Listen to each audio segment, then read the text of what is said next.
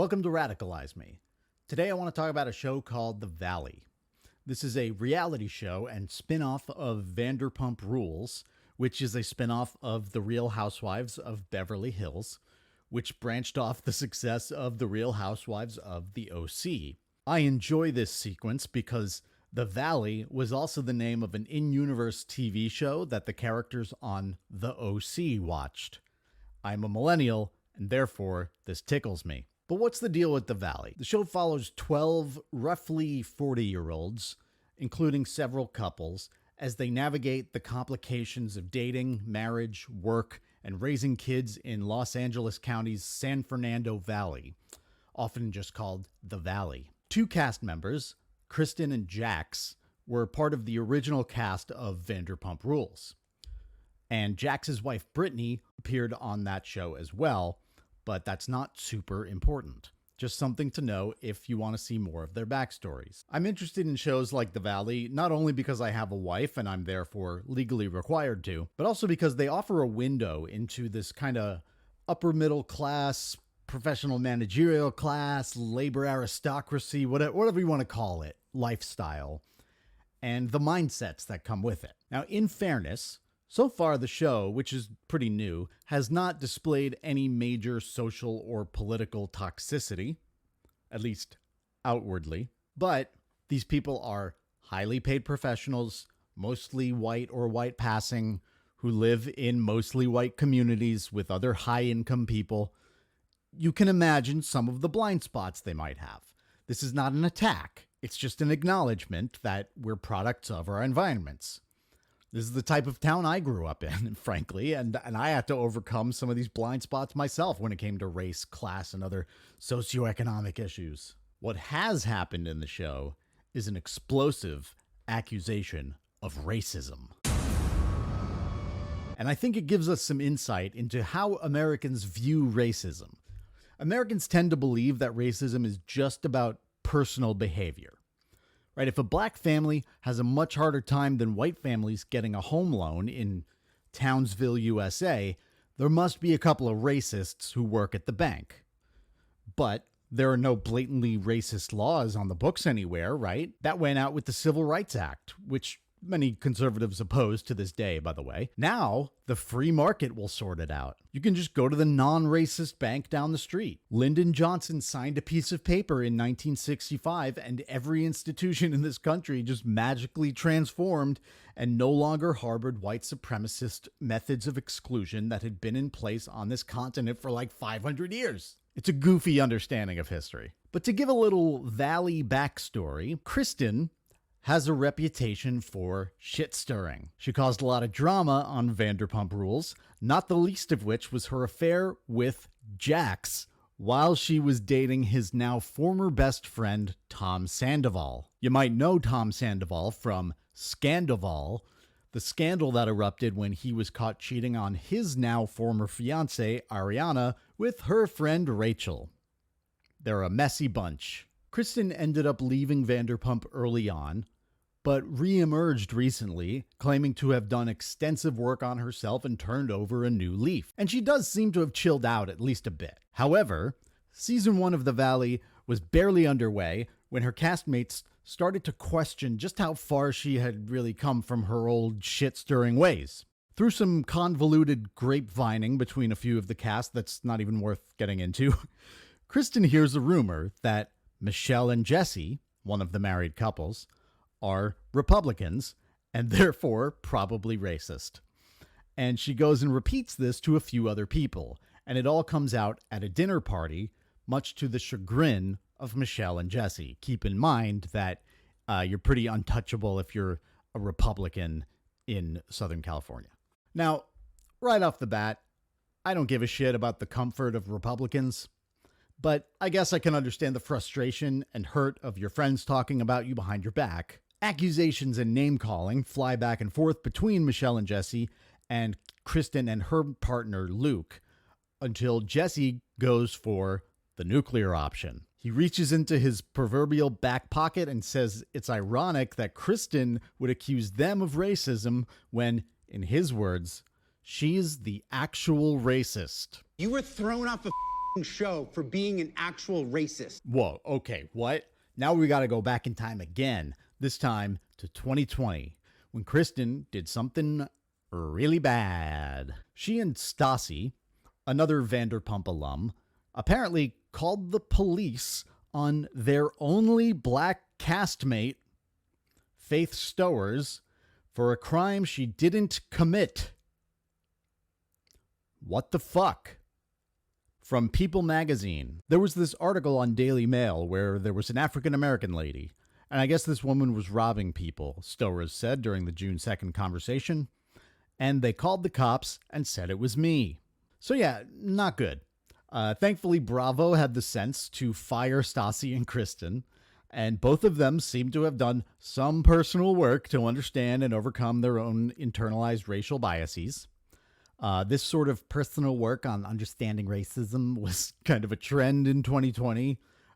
Shouldn't be a trend, but, you know, people were stuck at home watching horrific events like the police killing of George Floyd unfold. A lot of well-meaning liberals took this time to decolonize their bookshelves and read a lot of insufferable authors like Robin DiAngelo and Ibram X. Kendi.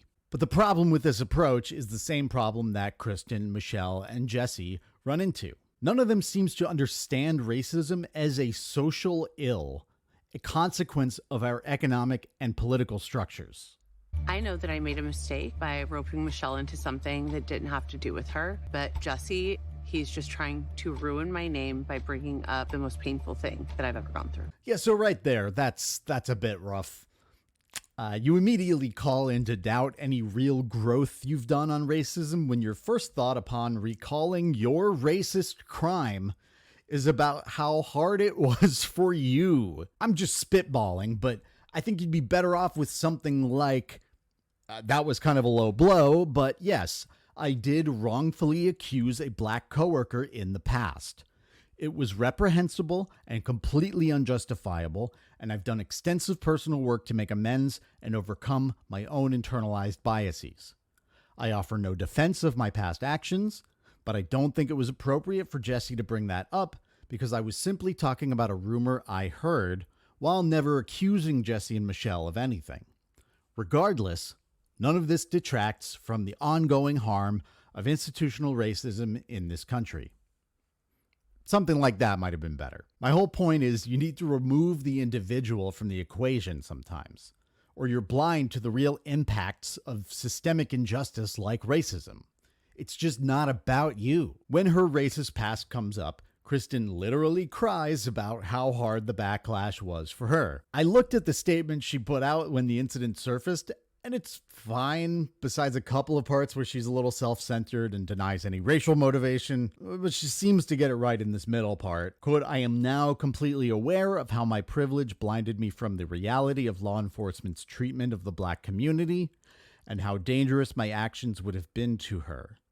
It was never my intention to add to the injustice and imbalance. So that's more what I'm looking for, at least when it comes to a systems analysis of racism. Individual racism absolutely exists, but systems inform individuals. Emmett Till, the KKK, the Tulsa race riots, this stuff didn't come out of nowhere. To paraphrase Comrade Kamala, they didn't fall out of a coconut tree. You think you just fell out of a coconut tree? You exist in the context of all in which you live and what came before you. And knowingly or not, that's the legacy people like Kristen and Stassi are continuing when they weaponize white lady tears against black people. Faith Stowers is the only black main cast member that Vanderpump Rules has ever had in 11 seasons. Kristen and Stassi didn't call the cops on any other person on that show, all of whom they've had beef with at one point or another. A lot of mugshots get printed on a lot of tabloid covers, and they chose to act on this one. All of this to say that if you find yourself harming black people, at least consider the possibility that your actions were racially motivated, even subconsciously, and learn about the systemic factors that may have influenced you to act in the way you did. And even beyond racial motivations, consider your own class privilege, If you treat criminalized people of any color who are disproportionately poor as pawns in your little game to get back at your coworker you don't like, perhaps you have more to learn about class politics and the use of state power under capitalism. Now I want to look at Jesse and Michelle's reaction to rumors of their racism and republicanism. And she said, Janet said Michelle is a racist and a Republican. What does being a Republican have to do with it? So this is the problem. I don't even think every Republican voter is walking around with hate in their hearts and doing and saying blatantly racist things on a personal level all the time. Maybe some do, maybe a lot, but that's hard to measure. What we do have is a sense of how different subsets of Americans feel about discussing America's racist history, which is important since ignorance and denial of that history is probably the most common form of racism in the U.S. today. A Pew Research Center survey published in August 2021 called Deep Divisions in Americans' View of Nation's Racial History and How to Address It says it found that, quote, Republicans are far more likely than Democrats to say increased attention to history of slavery and racism is bad for the country. The survey was conducted a little over a year after the police murder of George Floyd, and right around the time Chris Rufo started his critical race theory psyop. I will say, Democrats, both in and out of government, often do not live up to their own professed belief in the importance of addressing racism, instead using it as a crutch to maintain support from their base, which includes a large portion of America's racial minority population. I focus on the overwhelmingly poor response from Republicans here because this situation is specifically about Republicans. The reason Michelle's comment sounds so ridiculous to me is that there are undeniably racist outcomes of Republican policy. Republicans in the Senate, along with the rotating villains of the Democratic Party, prevented the renewal of the expanded child tax credit originally passed in 2021. This tax credit reportedly cut child poverty in half while it was active. Now, somehow, a new bill to restart the tax credit has passed the House as of early 2024 with bipartisan support, but we'll see what happens in the Senate. I do think that both parties often pass House bills that they know won't pass in the Senate, so they look good to voters, but don't upset their donors. All of this to say, if the party opposes a bill that cuts poverty in a country where poverty disproportionately affects non-white people, that is a party which upholds institutional racism. In the past decade, the Republican majority Supreme Court, which exists because the two Republican presidents we've had so far in the 21st century, neither of whom won the popular vote in their first term, but got to govern anyway because of a racist relic of black chattel slavery called the Electoral College, have appointed 7 justices between them, struck down the Voting Rights Act, Roe v. Wade, and affirmative action. And you'll never guess who is most affected by voter suppression, complications of pregnancy, and hiring discrimination. These, despite any voter's heart and best intentions, are racist outcomes. Because while racism can be expressed on an individual level, it is ultimately a structural problem.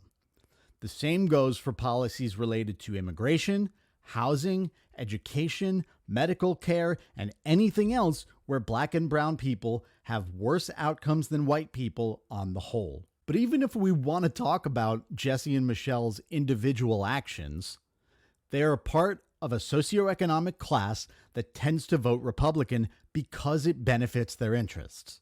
The two of them are luxury real estate agents, which means their very profession harms marginalized people by reducing the amount of affordable housing. I understand there are few, if any, ways to engage with capitalism completely ethically.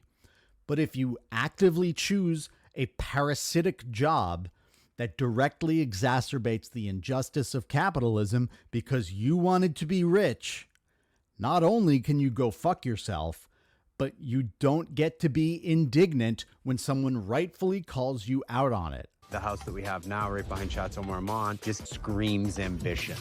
Or What a douche. Honorable mention goes to this guy, Jason, who coincidentally is married to Janet, who apparently started the racism rumors, but denies it. Do with that what you will. Like, that word and your name have never come out of my mouth in the same way.